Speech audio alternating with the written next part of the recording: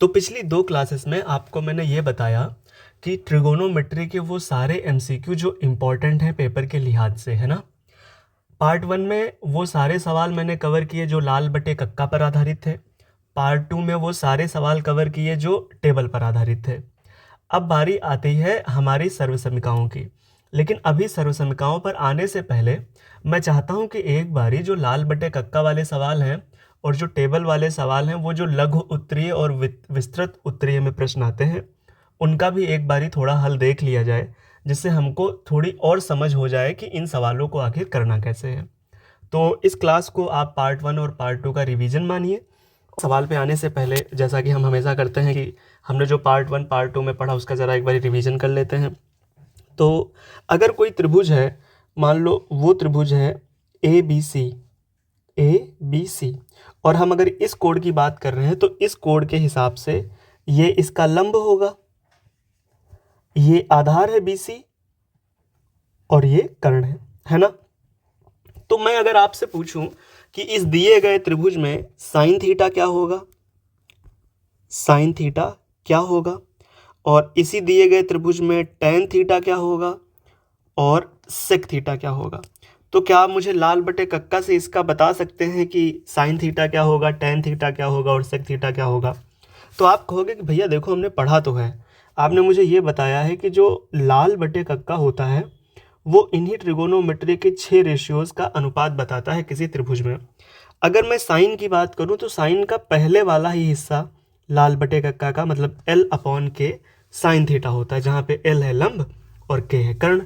तो sine theta हुआ लंब बटे कर्ण।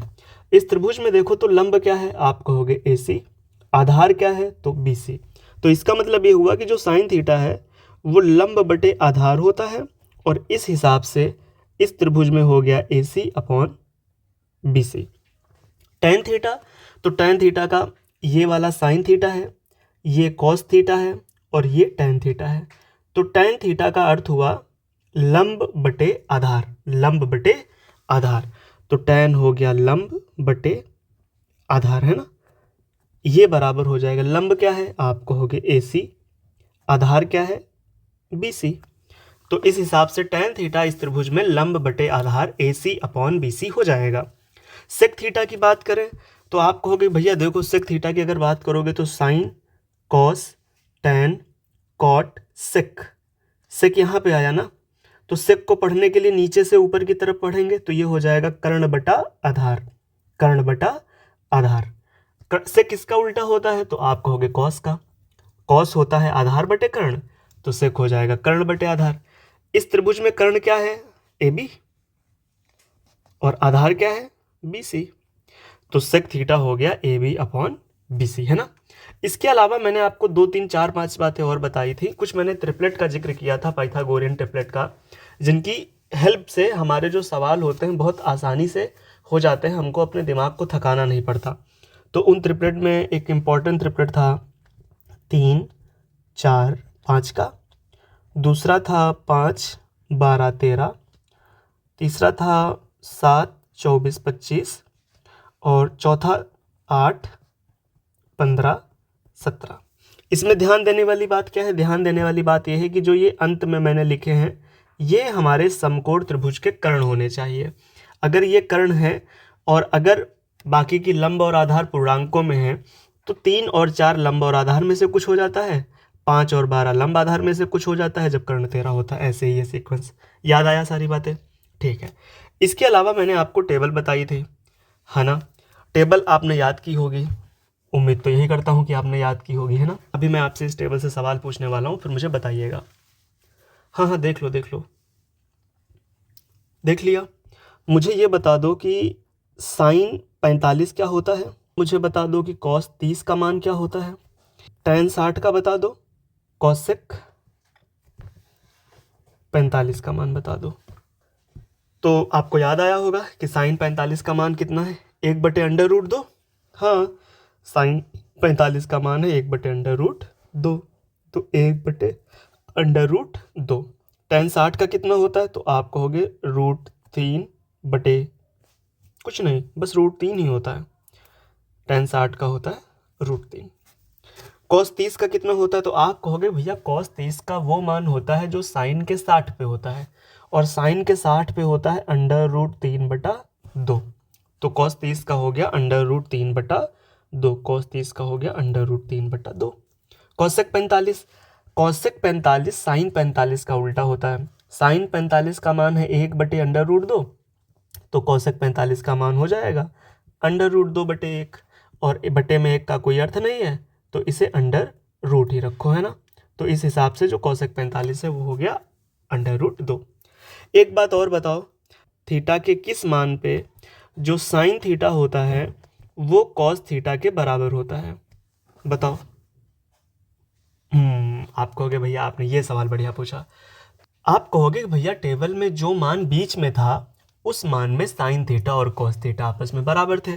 बीच में कौन सा मान आता है? चलो ऐसे ही दिमाग को थोड़ा सा प्रेशराइज करो और याद करने की कोशिश करो। तो टेबल में कहोगे भैया 0, 30 डिग्री, 45 डिग्री, 60 डिग्री और 90 डिग्री होता है।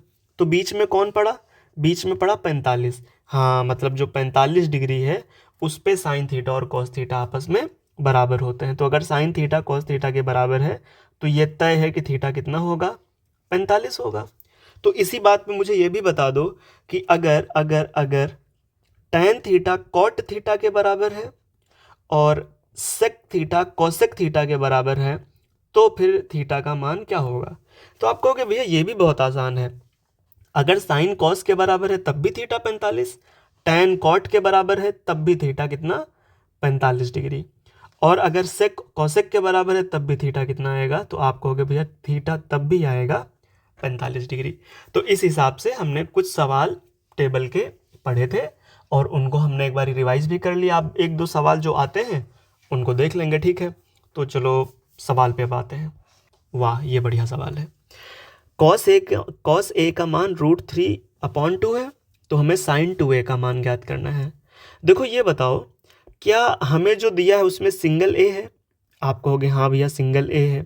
जो हमें ज्ञात करना है उसमें 2a है। मतलब ये लाल बटे कक्का का तो सवाल नहीं है, क्योंकि लाल बटे कक्का के सवाल में थीटा हमेशा थीटा ही रहता है, वो चेंज नहीं होता।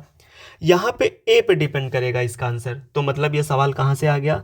जो हम त्रिकोणमिति की टेबल पढ़ते हैं जिसमें सारे हमको मान दिए गए होते हैं, ये सवाल उसी टेबल में से है, उसी टेबल में से। इसका जब आप हल करोगे तो हल में आप लिखोगे, आप कहोगे कि जो कॉस ए है वो बराबर है √3/2। अब टेबल याद करो, ये रिवर्स क्वेश्चन है। टेबल याद करो और ये ध्यान देने की कोशिश करो कि कॉस के किस डिग्री पर उसका मान √3/2 आता है। कॉस 0 का मान तो 1 था, कॉस 30 का मान आया था √3/2। अरे हाँ, कॉस 30 पे मान इसका होता है √3/2। तो मैं ये लिख सकता हूँ कि जो कॉस ए है वो कहीं ना कहीं कॉस 30 डिग्री के बराबर है। कॉस 30 डिग्री के बराबर है कि नहीं?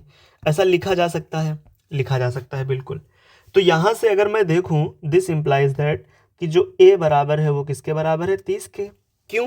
क्योंकि अगर कॉस ए कॉस 30 के बराबर है तो कॉस कॉस को काट देगा। अरे नहीं भैया, कॉस कॉस को काटेगा नहीं। क्यों नहीं काटेगा? क्योंकि इसका मतलब ये नहीं है कि कॉस का गुणा ए से हो रहा है। इसका मतलब ये हुआ कि जो कॉस ऑफ एंगल ए से पढ़ते हैं ना, कोण ए का कॉस, यहाँ पे इसका गुणा नहीं हो रहा है, इस वजह से हम काटेंगे नहीं। अगर तुम काट भी दोगे तो तुम्हारे नंबर कट जाएंगे। तो ध्यान देना कि यहाँ पे ऐसे जल्दबाजी में काटने वाला कलम मत चला देना, है ना, कलम नहीं चलाना यहाँ पे। तो ए का मान अगर 30 आ गया है, तो अगर ए का मान 30 है तो इस हिसाब से जो 2a है वो कितना हो जाएगा? तो आप कहोगे 30 × 2 बराबर 60 डिग्री हो जाएगा। मतलब 2a कितना हो जाएगा? 60। तो अगर अब मैं यहाँ से साइन 2a का मान निकालना चाहूँ तो जो साइन 2a है क्या वो साइन 60 के बराबर होगा? तो आप कहोगे हाँ भैया 2a का मान तो साइन 60 ही आपने निकाला है। तो साइन 60 का मान कितना होता है? तो आप कहोगे भैया साइन 60 का मान वो होता है जो कॉस के 30 डिग्री पे होता है, और कॉस के 30 डिग्री पे अभी हमने कहा कि कितना होता है? √3/2। तो इसका मतलब क्या है कि जो कॉस साइन 60 है वो कितना आ गया? √3/2। इसका यही इसका आंसर हो गया। क्या सवाल कठिन था? सवाल कठिन नहीं था, बस कठिन इसमें यह था कि अगर आपको टेबल याद है तो आसान है, टेबल नहीं याद है तो नहीं आसान है। तो इसी वजह से कहता हूँ कि जितनी भी एंगल पे डिग्रीज की वैल्यू दे रखी है उन्हें आप याद कर लीजिए, है ना। अगला सवाल, tan a प्लस बी 1 है, tan a माइनस बी 1/√3 है, जहाँ पे जो a प्लस बी का मान है वो 0 से लेकर 90 के अंदर है। हाँ भैया, आपने जो भी टेबल पढ़ी वो 0 से लेकर 90 तक ही है। अभी के लिए आप इस लाइन को इग्नोर कर सकते हो, ये लाइन अभी आपको कहीं से भी कोई भी दर्द नहीं देगी, लेकिन जब आप कक्षा 10 में कक्षा 11 में आएंगे या 12 में आएंगे, तब आपको ये सब लाइन हमें ध्यान देनी पड़ेगी, है ना। तो हमें ए और बी का मान ज्ञात करना है। ये सवाल थोड़ा और अच्छा है। ये बताओ, क्या यहाँ पे अगर मैं हल लिखूँ तो उसमें मैं ये लिख सकता हूँ कि जो tan a प्लस बी है, tan a प्लस बी है वो 1 के बराबर है। तो आप मुझे बताओ कि किस डिग्री पर tan के आंसर 1 आता है। अरे हाँ भैया, याद आया, 45 पे आता है 1। तो मतलब ये हुआ कि मैं इसको लिख सकता हूँ कि जो मेरा tan a प्लस बी है, जो मेरा a प्लस बी है वो tan 45 के बराबर है। तो जैसे पीछे हमने tan cos को cos से काट दिया था, तो यहाँ पे भी tan को tan से काट देते हैं, लेकिन काटना नहीं है। तो यहाँ पे मतलब हुआ कि जो a प्लस बी है वो कितने के बराबर है, 45 डिग्री के बराबर है। क्या ये समीकरण नंबर 1 कहा जा सकता है? आप कहोगे बिल्कुल कहा जा सकता है भैया। दूसरी बात क्या गिवन है, तथा जो tan a माइनस बी है, tan, मैंने गलत लिख दिया, तथा जो tan a माइनस बी है वो बराबर है 1/√3 के। अब मुझे बताओ कि 1/√3 टेबल के किस वैल्यू पे आता है। इधर लिख ही देता हूँ वरना कंफ्यूज हो जाओगे आप। अगर tan की बात करो तो 0 डिग्री, 30 डिग्री, 45 डिग्री, 60 डिग्री और 90 डिग्री। tan 0 पे 0 कितना होता है? 0 होता है। 30 पे 1/√3, 45 पे 1, 60 पे √3 और 90 पे ये होता है इन्फिनाइट, है ना। तो ये तो मैंने चलो मान लिख दिया। तो आप बताओ कि किस वैल्यू पे 1/√3 आया, तो आपको हो गया 30 पे आया। तो मतलब इसको मैं लिख सकता हूँ कि जो tan a माइनस बी है वो बराबर है tan 30 के, वो बराबर है tan 30 के। तो जैसे अभी पीछे हमने काट दिया tan को tan से, तो यहाँ पे भी हम a माइनस बी को बराबर 30 लिख सकते हैं। क्या ये समीकरण नंबर 2 हो गया हमारा। अब a प्लस बी 45 है, a माइनस बी 45 है, तो चलो हल कर देते हैं। समीकरण 1 व 2 को हल करने पर, समीकरण 1 व 2 को हल करने पर, चलो हल करो। तो a प्लस बी बराबर है 45 और a माइनस बी है 30। क्या करें कि कुछ कट जाए, तो आप कहोगे भैया अगर जोड़ दोगे तो b भी कट जाएगा। जोड़ने पर क्या हुआ बेटा कि जो b है वो कट गया, b ने b को कट दिया। अरे भाई, एक प्लस का एक माइनस का काट देगा। a में a जुड़ेगा तो हो जाएगा 2a, और 45 में 30 जुड़ेगा तो कितना हो जाएगा? 75। तो यहां से जब a को बराबर करेंगे तो आ जाएगा 75/2। 75/2 का मतलब हुआ 75 का आधा। तो 75 का आधा चलो इधर साइड में कर लिया जाए। अरे साइड में क्या करो यार, 75 का आधा 37.5 होता है, आपको पता है। मतलब 37 सही 1/2, 37 सही 1/2 डिग्री। तो मतलब जो a का मान है वो कितना आ गया? 37 सही 1/2 डिग्री, है ना। चाहो तो 37.5 लिख लो, चाहो तो 37 सही 1/2 डिग्री लिख लो, आपकी मर्जी। चलो, जो हमारा एक काम था उसमें का आधा काम तो हो गया। a और b में हमको कम से कम a की तो वैल्यू पता चल गई है। चलो अब b की वैल्यू निकालो। b की वैल्यू कैसे आएगी? जब आप कहोगे कि भैया अगर इस वैल्यू को हम समीकरण 1 में या 2 में रख दें तो हमें b का मान पता चल जाएगा। तो चलो किसी में भी रख दो। समीकरण 1 में a का मान रखने पर, जब हम 1 में a का मान रख देंगे तो ये है कितना बेटा? 37.5। a कितना है? 37.5, मतलब 37 से 1/2 का मतलब 37.5 ही तो हुआ। प्लस का b बराबर 45। जब b को बराबर करोगे तो ये 45 में से 37.5 घटेगा, तो b बराबर हो गया 7.5 डिग्री।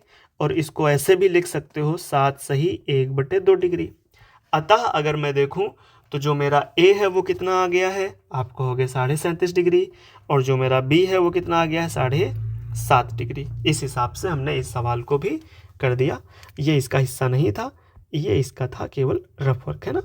ये जो हमने समीकरण 1 में मान रखा है, आप इसको इधर नीचे लिखेंगे। मेरी स्लेट छोटी है तो इस वजह से मैं साइड में लिख देता हूँ, है ना। अगला सवाल है sine 60 cos 30 minus sine 30 cos 60 बराबर 1/2 हमें सिद्ध करना है। तो अगर सिद्ध करना है तो एक को मैं LHS और एक को मैं RHS मान सकता हूँ। तो चलो LHS ले लेते हैं। अगर मैं यहाँ से LHS उठाऊँ, आप कहोगे LHS है sine 60 into cos 30 minus sine 30 into cos 60, यही हमारा LHS है। अब इसको अगर हल करोगे तो क्या आपको पता है कि साइन 60 का मान क्या होता है? साइन 60 का मान होता है √3/2। कॉस 30 का मान होता है, जो मान साइन 60 का होता है वही कॉस 30 का होता, तो इसका भी मान आ जाएगा √3/2 माइनस साइन 30 का मान होता है 1/2, जो मान साइन 30 का होता है वही मान होता है कॉस 60 का, मतलब कॉस 60 का भी मान कितना आ जाएगा 1/2। गुणा कर दो इसको। √3 को √3 से गुणा करोगे तो पूरा 3 आएगा, 2 को 2 से गुणा करोगे तो बटे में आ जाएगा 4, माइनस 1 को 1 से गुणा करोगे तो 1 ही रहेगा, 2 को 2 से गुणा करोगे तो हो जाएगा 4। चलो इसको हल करो, एलसीएम लोगे तो 4 ही आएगा, ऊपर 3 है माइनस 1 है, घटाओ 3 में से 1 गया तो 2/4 आया। 2/4 क्या कटता नजर आ रहा है आपको? आप कहोगे हाँ भैया 2 एकन्ने 2, 2 दूनी 4, तो बराबर 1/2 आ गया। और 1/2 ही तो हमें प्रूफ करना है RHS में, मतलब ये बराबर किसके आ गया? RHS के। तो क्या मैं यहाँ पे लिख सकता हूँ इति सिद्धम, इति सिद्धम, सिद्ध हो गया भैया। अगला सवाल है यदि कॉसेक A 2 है तो 1/tan A plus sign A/1 plus cos A का मान ज्ञात करो। ये सवाल भी भैया इंपॉर्टेंट है, तो वही सवाल मैंने उठाए हैं जो आपके लिए इंपॉर्टेंट है ना। तो चलो इस सवाल की भी बखिया उखाड़ दी जाए भाई, चलो उखाड़ दी जाए। आप कहोगे भैया गिवन है क्या? दिया है, क्या दिया है? दिया है कि जो कॉसेक A है वो बराबर है 2 के। तो मुझे ये बताओ कि कॉसेक A के किस मान पे 2 होगा कोण? तो आप कहोगे 2 होता है भैया, साइन होता है कॉसेक का उल्टा। अगर कॉसेक पे 2 चाहिए तो हमें साइन पे चाहिए 1/2, और 1/2 होता है 30 डिग्री का। हाँ, मतलब कॉसेक A बराबर होगा कॉसेक 30 डिग्री के, कॉसेक 30 डिग्री के बराबर होगा। तो जब हमने पिछली बारी किया ना, जब एक त्रिकोणमिति अनुपात दूसरे अनुपात के बराबर हो, तो इसका मतलब ये हुआ कि जो A बराबर है वो कितने डिग्री के है? 30 डिग्री के है। अब जो हमें ज्ञात करना है उस पे आओ। अगर A की जगह मैं 30 रख दूं तो ये सवाल कैसा बन जाएगा? आप कहोगे भैया ये सवाल ऐसा बन जाएगा tan 30 प्लस साइन 30 बटे 1 प्लस कॉस 30, यही तो बन जाएगा ना। अब हल कर दो इसको। क्या आपको सभी की वैल्यू पता है? आप कहोगे हाँ भैया पता तो है। tan 30 का मान होता है 1/√3 प्लस साइन 30 का मान होता है 1/2 अपॉन, एक तो एक ही रहा, और कॉस 30 का मान होता है √3/2। चलो सबको हल करो। 1/√3, जब इसमें का √3 उठेगा तो ये सबसे ऊपर जाएगा, √3 उठेगा तो सबसे ऊपर जाएगा, तो गुणा हो जाएगा। तो ये बन जाएगा कितना? ये बन जाएगा √3, और जो बट्टे में 1 है वो बट्टे में 1 रहेगा, प्लस ऊपर वाला थोड़ी देर छोड़ो, नीचे वाले को देखो। जब आप यहाँ पे एलसीएम लोगे तो नीचे वाला, सबसे नीचे वाला, इस 2 का गुणा इस 1 से होगा, इस 2 का गुणा इस 1 से होगा, तो ये बन जाएगा 2, और प्लस में √3 तो रहेगा ही। तो इसका मतलब ये बन गया 1/2 प्लस √3, और फिर ये बटे में 2 एलसीएम वाला, है ना। थोड़ा सा और इसको हल करो, तो √3 के बट्टे का 1 का तो कोई मतलब नहीं है, तो मैं इसे सिर्फ √3 लिखा रहने दे सकता हूँ, ठीक है, प्लस। अब इसको हल करो, जो सबसे नीचे वाला है वो सबसे ऊपर जाएगा, और इसका इससे गुणा हो जाएगा, है ना। यही तो होता है, अरे भैया आपने पढ़ा है। अगर A/B बटे में M/N है तो इसको आप क्या कहते हो? नीचे वाला सबसे ऊपर से गुणा हो जाएगा A×N, और बीच वाले से गुणा B×M। यही तो करते हो ना। तो हम वही कर रहे हैं कि जो 2 है इसको सबसे ऊपर भेज रहे हैं। जब सबसे ऊपर भेजेंगे तो ये वाला जो 2 है इस 2 को काट देगा ना। तो ऊपर बचा कितना? 1, और नीचे बचा कितना? 2 प्लस √3। अब देखो मैंने आपको कई बार ये बात समझाई कि कभी भी बट्टे में √3 हम सोल्यूशन में नहीं लिखते हैं। हम चाहें तो इसको यहीं पे आंसर छोड़ सकते हैं, लेकिन हम इसको आंसर यहाँ पे इसलिए नहीं छोड़ेंगे क्योंकि बट्टे में √3 फंस रहा है। क्या इस बट्टे वाले √3 को हम कॉम्प्रोमाइज़ कर सकते हैं? तो आप कहोगे हाँ भैया कर तो सकते हैं, क्योंकि हमने एक संयुग्मी से गुणा करने वाला कुछ तो प्रोसेस सीखा है। अगर इसको मैं ऊपर नीचे 2 - √3 से गुणा कर दूं और नीचे भी 2 - √3 से गुणा कर दूं तो ये क्या बन जाएगा मुझे बताओ। आप कहोगे भैया ये √3 तो √3 ही रहेगा, इसमें हम सिर्फ गुणा कर रहे हैं इस वाले हिस्से में, तो ये 1 का गुणा 2 - √3 से होगा और 2 + √3 2 - √3 मतलब a² - b²। 2 का स्क्वायर कितना होता है? आप कहोगे 4। √3 का स्क्वायर कितना होता है? आप कहोगे 3। इसको हल करो तो आप कहोगे भैया ये √3 तो √3 ही रहा, ऊपर कितना है 2 - √3 और बट्टे में कितना आएगा? 4 में से 3 गया तो बटा 1। अच्छा, बट्टे में 1 का कोई मतलब होता कि नहीं होता? तो आप कहोगे नहीं होता। तो मैं इस 1 को मिटा भी तो सकता हूँ, मैं चाहता हूँ कि इसे लिखूँ ही ना, तो जब नहीं लिखूंगा तो कोई दिक्कत नहीं, कर दो मत लिखो, मुझे क्या इससे। लेकिन एक चीज़ मुझे ये पता चली कि अब यहाँ पे ये √3 प्लस में है और ये √3 माइनस में है, क्या ये प्लस वाला इस माइनस को काटेगा? नहीं, बिल्कुल काटेगा। तो बराबर में बचा कितना? सिर्फ 2 बचा। तो इसका आंसर कितना आ गया? 2 आया। ऐसे सवालों में एक चीज़ ध्यान देना कि जो हमको आंसर सवाल में दिया होता है हम उससे कोशिश करते हैं कि अपने थीटा के मान को निकालने की। जैसे यहाँ पे हमारा थीटा क्या था? हमारा थीटा था यहाँ पे a, तो हमने यहाँ पे a का मान निकाला और a का मान आया 30 डिग्री। फिर हमने उस 30 डिग्री को जो भी हमको एक्सप्रेशन दे रखी है हमने उस पर a की जगह 30 डाला। फिर हमने टेबल से वैल्यू रखी, वैल्यूज़ को हल करा। हल करने में यहाँ पे देखो हम फंस सकते थे, लेकिन हमने सारे के सारे कॉन्सेप्ट पढ़े हैं। हमने बॉड-मॉस का भी रूल पढ़ा है, हमने बट्टे, हमने भिन्न, सब कुछ पढ़ा है ना। तो हम फंसेंगे कैसे? बिल्कुल नहीं फंसेंगे। बस दिमाग को ठंडा रखना है, सवाल हल कर देना है। अगला सवाल है क्या? चलो भाई, अगला सवाल कोई नहीं है, आपके लिए एक छोटा सा सवाल है। इस सवाल का जवाब आप मुझे कमेंट सेक्शन में बताइए। किस कोण पर जो tan थीटा का मान होता है वो 1 होता है? तो कुल मिला के जो थीटा है उसका आपको मान बताना है। क्या आप मुझे बता दोगे कमेंट सेक्शन में? दूसरा सवाल है कि किस कोण पर जो sin थीटा है और जो cos थीटा है वो आपस में बराबर होते हैं। मतलब अगर आपको कुछ ऐसा दे दिया जाए कि जो sin थीटा है वो cos थीटा के बराबर है, तो फिर थीटा का मान क्या होगा? क्या आप बता लोगे? भाई बिल्कुल बता लोगे, अभी तो रिवीजन करा हमने, पिछली वीडियोस में भी रिवीजन किया था। तो इन 2 सवालों का सवाल नंबर 1 और सवाल नंबर 2 इसका आंसर मुझे कमेंट सेक्शन में बताइए। मिलते हैं अगली वीडियो में, तब तक के लिए बाय बाय।